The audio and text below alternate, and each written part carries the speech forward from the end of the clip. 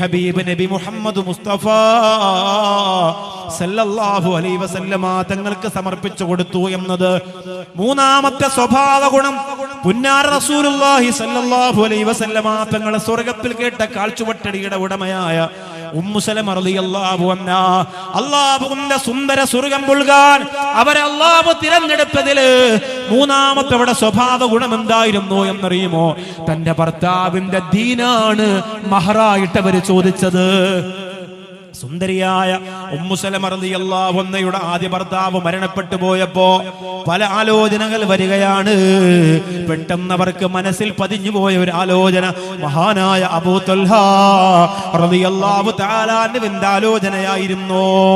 അവർ കല്യാണം നിക്കാഹ് തീരുമാനിക്കുമ്പോ ഉമ്മു സലമ റളിയല്ലാഹു അൻഹ പറഞ്ഞു, നിങ്ങൾ ഇസ്ലാം മതത്തിലേക്ക് കടന്നു വന്നതാണ്, എനിക്ക് നിക്കാഹിന് നിങ്ങൾ തരുന്ന മഹർ എന്ന് പറയുകയാണ്, ഇസ്ലാമിലേക്ക് കടന്നു വരലാണ്.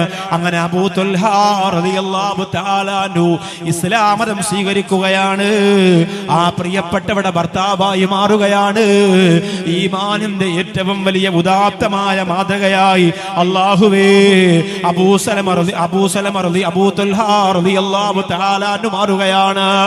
ഉമ്മു സലമ റളിയല്ലാഹു അൻഹയുടെ ജീവിതത്തിലൂടെ ഏറ്റവും വലിയ മാതൃകാ കുടുംബ ജീവിതത്തിന്റെ ഉടമകളായി അവര് മാറുകയാണ്. ഇന്ന് നമ്മുടെയൊക്കെ ജീവിതത്തിൽ ഒരു പരിധിവരെ നമ്മുടെ സ്വർഗം നശിപ്പിക്കുന്നത് നമ്മുടെ കുടുംബ ജീവിതമാണ്. യഥാർത്ഥത്തിൽ സ്വർഗമാണ് കുടുംബ ജീവിതമെങ്കിലും നമ്മുടെയൊക്കെ ജീവിതത്തിന്റെ സ്വർഗം നശിപ്പിച്ചത് ഇപ്പൊ ഒരു പരിധിവരെ പലരുടെ കുടുംബ ജീവിതമാണ്. ഒരു ചെറുപ്പക്കാരനോട് നീ കല്യാണം കഴിക്കുന്നില്ലേ, 30 വയസ്സായല്ലോ എന്ന് ചോദിച്ചാൽ അവരെന്താ പറയാ?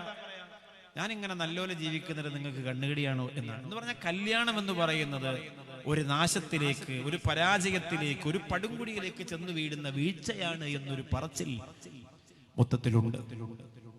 അതിനൊരു മാറ്റം വരുത്തണമല്ലോ. അതങ്ങനെയല്ല സത്യത്തിൽ. ഇവിടെ അബൂ സലമ റളിയല്ലാഹു തആല അബൂ ത്വൽഹാ റളിയല്ലാഹു അൻഹു ഇസ്ലാം മതം സ്വീകരിച്ചു. ഉമ്മു സലമയോടൊപ്പം സന്തോഷത്തിന്റെ പരിലാളനം അറേബ്യൻ മണ്ണ് മുഴുവനും പറയുകയാണ്, അത്രമേൽ സുന്ദരമായ ഒരു കുടുംബ ജീവിതം മറ്റൊരാളിൽ നിന്ന് ഞങ്ങൾ അറിഞ്ഞിട്ടില്ല എന്നാണ്. അതിന്റെ മഹത്വം മുഴുവനും ഉമ്മു സലമ റളിയല്ലാഹു അൻഹയ്ക്ക് അറിയാം. ഒരു പെണ്ണ് സ്വലിഹത്തായി ജീവിച്ച് ഗർഭവതിയായി പ്രസവിച്ച് കുഞ്ഞിനെ നോക്കിയാൽ കിട്ടുന്ന പ്രതിഫലം 70ഓളം ശുഹദാക്കളുടെ പ്രതിഫലം ഒരു പെണ്ണിന് കുടുംബജീവിതത്തിന്റെ ഈമാനിക റാണിയായിട്ടിരുന്നാൽ ലഭിക്കുമെന്നാണ്.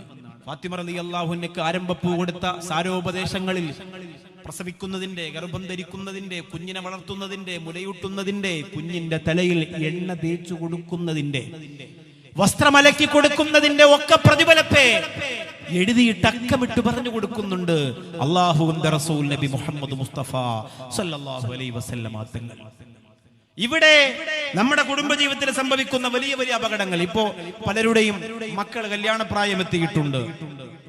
അവരെ കല്യാണത്തിലേക്ക് നയിക്കാൻ, അവരെ വിവാഹത്തിലേക്ക് നയിക്കാൻ, അവർക്കൊരു പെണ്ണ് അന്വേഷിക്കാൻ, അവർക്കൊരു പുരുഷനെ അന്വേഷിക്കാൻ വേണ്ടി കാത്തിരിക്കുമ്പോൾ ഞാൻ ഒരുപാട് വർഷങ്ങൾക്ക് മുമ്പ് പ്രസംഗിച്ച ഒരിക്കലും നിങ്ങളുടെ ഭാര്യയായിട്ട് നിങ്ങൾ തിരഞ്ഞെടുക്കാൻ പാടില്ലാത്ത ചില സ്ത്രീകളുണ്ട്, ചില സ്വഭാവ ശീലങ്ങളുള്ള ചില സഹോദരിമാരുണ്ട്. സന്ദർഭോചിതമായി പറയാം, ഉമ്മു സലമ റളിയല്ലാഹു തആല അൻഹ ഈ പറഞ്ഞതിൽ ഒന്നും പെടാത്ത ഒരു സ്ത്രീ ആയിരുന്നത് കൊണ്ടാണ് സ്വർഗത്തിൽ അവരുടെ കാലുച്ച കെട്ടത്. എന്റെ പ്രിയപ്പെട്ടവരെ, ഇസ്ലാം ഓർമ്മപ്പെടുത്തുകയാണ്. അതിലൊന്നാമത്തത് ഫലാ തകുൻ അന്നാനാ, അന്നാനത്ത് എന്ന് പറയുന്ന പെണ്ണിനെ നീ കല്യാണം കഴിക്കാൻ പാടില്ല എന്ന് പറഞ്ഞാൽ എപ്പോഴും പരാതിയാണ്, പരാതിയാണ്, പരാതിയാണ്, എപ്പോഴും പരാതിയാണ്. എന്ത് ചെയ്താലും പരാതിയാണ്, എവിടെ പോയാലും പരാതിയാണ്. നന്മ ചെയ്താലും പുണ്യം ചെയ്താലും ഒക്കെ പരാതിയാണ്. അതൊരു രസമുള്ള പരിപാടിയല്ല. ഭർത്താവിനെ മുഷിപ്പിച്ച് കളയും, നശിപ്പിച്ച് കളയും ആ പരിപാടി. നിങ്ങള് സ്ത്രീകളെയും കൊണ്ട് നിങ്ങൾ ഷോപ്പിൽ പോയാൽ അവർക്ക് ഇഷ്ടമുള്ള വസ്ത്രം വാങ്ങി കൊടുക്കാം. അത് വാങ്ങുമ്പോൾ സമയത്ത് തീരൂല. ഈ ആണ്ടിന് പോയാൽ അടുത്ത ആണ്ടിന് പോലും വരാൻ പറ്റൂല. അങ്ങനെയാണ് കച്ചവട സ്ഥാപനങ്ങളും അവരുടെ സെലക്ഷനും. പക്ഷേ നിങ്ങൾ വാങ്ങിക്കൊണ്ട് കൊടുത്താലോ അത് ഇഷ്ടപ്പെടൂല. അത് സ്വർണമാകട്ടെ എന്താവട്ടെ, നിങ്ങൾ സത്യത്തിൽ വാങ്ങിക്കൊണ്ട് തരുമ്പോ ഇഷ്ടമല്ലെങ്കിലും നമ്മൾ ഇഷ്ടമാണെന്നല്ലേ കാണിക്കേണ്ടത്. അത് ഈ താത്തമാർക്ക് അറിയില്ല. നമ്മൾ എവിടെയെങ്കിലും പോയി ഭയങ്കരമായിട്ട് ഇഷ്ടപ്പെടും എന്ന് പറഞ്ഞ് കറക്റ്റ് അളവായിരിക്കും, സൂപ്പറാണ്, എന്റെ ഭാര്യക്ക് മെറൂൺ കളർ അങ്ങനെ ചേരും ഇങ്ങനെ ചേരും എന്നൊക്കെ പറഞ്ഞ് നമ്മൾ കൊണ്ടുവന്ന് കൊടുക്കുമ്പോ ആദ്യം ഒരു ചിരിയൊക്കെ ചിരിക്കുമെങ്കിലും പിന്നീട് രാത്രി കിടക്കാൻ നേരത്ത് പറയും, എന്നെ കൂടെ കൊണ്ടുപോയാൽ പോരായിരുന്നോ, ഞാൻ നല്ല സെലക്ട് ചെയ്ത് വാങ്ങിയേനെ എന്ന് പറഞ്ഞാൽ ഈ കൊണ്ടുവന്നത് എനിക്ക് ഇഷ്ടപ്പെട്ടിട്ടില്ല എന്നാണ് അതിന്റെ അർത്ഥം. ഒരിക്കലും അങ്ങനെ പറയരുത്. നിങ്ങൾക്ക് ഇഷ്ടമുള്ളത് നിങ്ങളെ കൊണ്ടുപോയി വാങ്ങി തന്നോട്ടെ, പക്ഷെ അതിനിടയിൽ ഇദ്ദേഹം കൊണ്ടുവരുന്ന, ഇടയ്ക്കിടയ്ക്ക് കൊണ്ടുവരുന്ന ഇത്തരം സാധനങ്ങൾ അത്രയും മൂല്യമുള്ളതായി നിങ്ങൾ കണക്കാക്കണം. ആയിഷ ബീവി റളിയല്ലാഹു അൻഹയ്ക്ക് നബി സല്ലല്ലാഹു അലൈഹി വസല്ലം തങ്ങൾ ഒരു തണുപ്പത്ത് ഒരിക്കൽ ഒരു പുതപ്പ് സമ്മാനമായി കൊടുത്തു. ഒരാൾ കൊടുത്തതാണ്, ആയിഷ ബീവി റളിയല്ലാഹു അൻഹയ്ക്ക് കൊടുത്തു. പിന്നീട് നബി സല്ലല്ലാഹു അലൈഹി വസല്ലം തങ്ങൾ വരുമ്പോ ആ പുതപ്പ് കാണുന്നില്ല. അപ്പോ നബി തങ്ങൾക്ക് അത്ര ഇഷ്ടമാണ് ആയിഷയുടെ കയ്യിൽ അത് ഉണ്ടാവണമെന്നത്. ചോദിച്ചു, എന്റെ പ്രിയപ്പെട്ടവളെ, എവിടെ ഞാൻ കൊണ്ടുവന്ന പുതപ്പ്? ആയിഷ റളിയല്ലാഹു അൻഹ പറഞ്ഞു, യാ റസൂലല്ലാഹ്, ചോരമണക്കുന്ന കുഞ്ഞുങ്ങളെയും കയ്യിൽ വെച്ചുകൊണ്ട് തണുപ്പത്തിന്റെ വീടിന്റെ മുപ്പറ്റുറ്റത്ത് വന്ന് കരഞ്ഞ ഒരു മാതാവിനെ കണ്ടപ്പോൾ, അവരെ ശരീരം ഇങ്ങനെ തണുത്ത് വിറയ്ക്കുന്ന കണ്ടപ്പോൾ ഞാനെല്ലാം മറന്നുപോയി റസൂലേ. അത് ഞാൻ അവർക്കെടുത്തു കൊടുത്തു ഹബീബേ. ഒട്ടകത്തിന്റെ കരച്ചിൽ പോലും മാറ്റാൻ, പ്രശ്നങ്ങൾ പരിഹാരത്തിന് വേണ്ടി ഇടപെട്ട ലോകാനുഗ്രഹി റഹ്മത്തുൽ ലിൽ ആലമീൻ നബിയുനാ മുഹമ്മദ് മുസ്തഫ, ലഖദ് ജാഅകും റസൂലും മിൻ അൻഫുസികും അസീസുൻ അലൈഹി മാ അനിത്തും ഹരീസുൻ അലൈക്കും ബിൽ മുഅ്മിനീന റഊഫുർ റഹീം.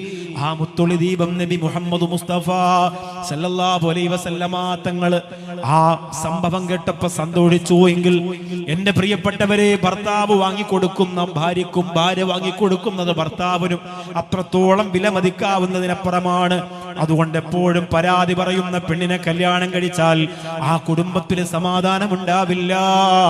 ഉമ്മു സലമ റളിയല്ലാഹു അൻഹ ദാരിദ്ര്യത്തിൽ ജീവിച്ചു, കഷ്ടപ്പാടിൽ ജീവിച്ചു, വയറ് നിറച്ചു ഭക്ഷണം കഴിക്കാൻ കഴിയാതെ ജീവിതയാത്രകൾ ഉണ്ടായി. എന്നിട്ട് പോലും മരിക്കുന്നത് വരെ തന്റെ പ്രിയപ്പെട്ട ഭർത്താവിനോട് ഒരു പരാതി പറയാ ഉമ്മു സലമ റളിയല്ലാഹു അൻഹ തയ്യാറായില്ല. എന്ന് പറഞ്ഞാൽ ഒരു പ്രശ്നമുണ്ടായാൽ അത് പറയണ്ട എന്നല്ല, നിരന്തരമായ പരാതി, നിരന്തരമായ പരാതി. അതാ പറയുന്നത്. എന്തിനും, അർഹതപ്പെട്ടതിനും അല്ലാത്തതിനൊക്കെ എങ്ങനെ പരിഭവം പറയാ? അത് ശരിയല്ല. രണ്ടാമത്തത്, വലാതകുമുൽ മുന്നാനാ, മുന്നാനത്തായ പെണ്ണിനെ ഫഅൽതു ലി അജലിക കദാ, ഞാൻ നിങ്ങൾക്ക് വേണ്ടി അത് ചെയ്തു തന്നില്ലേ, നിങ്ങളുടെ ആവശ്യത്തിനില്ലേ ഞാൻ അന്നവിടെ വന്നത്, നിങ്ങളുടെ വീട്ടിലായുണ്ടല്ലേ 4 ദിവസം നിന്നത്, നിങ്ങൾക്ക് വേണ്ടിയല്ലേ ഞാൻ അവിടെ പോയത്, നിങ്ങൾ പറഞ്ഞുകൊണ്ടല്ലേ അങ്ങനെ ചെയ്തത്. ഇങ്ങനെ പറയുന്ന പെണ്ണ് മുസമ്മിലിന് അങ്ങനെയാണെന്ന് തോന്നുന്നു, കണ്ടിട്ട്. നിങ്ങൾ പറഞ്ഞുകൊണ്ടല്ലേ ഞാൻ അങ്ങനെ ചെയ്തത്, നിങ്ങൾ പറഞ്ഞുകൊണ്ടല്ലേ ഞാൻ അവിടെ പോയത്, നിങ്ങൾ പറഞ്ഞുകൊണ്ടല്ലേ അങ്ങനെ ചെയ്തത്.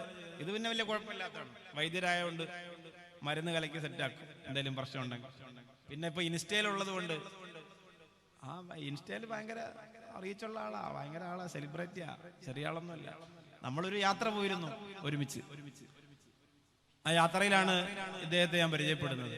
കുറെ പൊടിക്കൈകളുണ്ട്, നാരങ്ങ, നെല്ലിക്ക, പല കായുണ്ട്. അള്ളാഹു ബറക്കത്ത് ചെയ്യട്ടെ, സാധുവാണ്. ഇവിടെ വന്നിരിക്കുന്നല്ലോ ഈ മഹാന്മാരുടെ കൂടെ, അൽഹംദുലില്ലാഹ്. വലിയ സന്തോഷമാണ് ആ കാര്യത്തിലൊക്കെ. പിന്നെ ഇത് മോശമല്ല, ഈ ഇപ്പുറത്തിരിക്കുന്നത് മോശമല്ല, ഇരിക്കുമ്പോൾ പാവം പോലെ തോന്നുമെങ്കിലും അത് മോശമല്ല. അള്ളാഹു തആല ഇൽമിലും ഖിദ്മത്തിലും ഒക്കെ ബറക്കത്ത് കൊടുക്കട്ടെ. പ്രിയപ്പെട്ടവരെ, നിങ്ങളുടെ ആവശ്യം കൊണ്ടാണ് ഇത് ചെയ്തത്. ഇങ്ങനെ പറയുന്ന ഒരു പെണ്ണിനെ സംബന്ധിച്ചിടത്തോളം നമുക്കൊരു അസ്വസ്ഥതയാണ്. അവര് ചിലപ്പോൾ എന്തെങ്കിലും പരിഗണന കിട്ടാൻ വേണ്ടി പറയുന്നതായിരിക്കും. അതൊരു ഒരു ജീവിതത്തിൽ തന്നെ ഒരു സ്വഭാവമായിട്ട് കൊണ്ട് നടക്കുന്ന പെണ്ണാണെങ്കിൽ അതൊരു ബോറം പരിപാടിയാണ്. നമുക്കത് ഉൾക്കൊള്ളാൻ പ്രയാസമാണ്. ജീവിതത്തിൽ തന്നെ വലിയ പ്രയാസം അതുകൊണ്ട് ഉണ്ടാവും.